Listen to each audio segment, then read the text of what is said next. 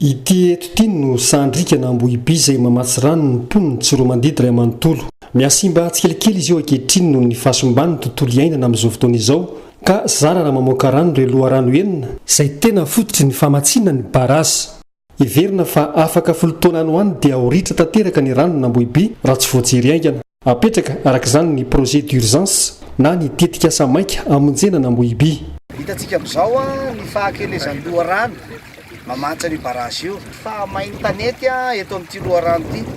Zany hoe hita miary azy zany fa efa tandroko nitoza tanteraka ny famatsiany rano eo amin'ny fokon'olona rehetra eo amin'ny renivohitra faritra sy ny komina manodidina izay velona amin'ity Ambohiby ity.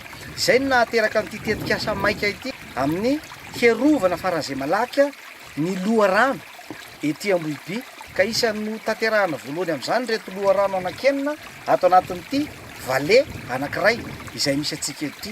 Ka noho izany fotoanany izao andraisantsika fanapahan-kevitra tsy maintsy hiatrehana an'izao loza manambana ho an'ny mponiny tsy roa mandidy sy ny manodidina izao. Ireo hazo aingam-pitombo sy mitazona ary mamelo rano no ezahana volena eto Ambohiby toy ny kaboka, voarabe, lanona, bambo, grevilia.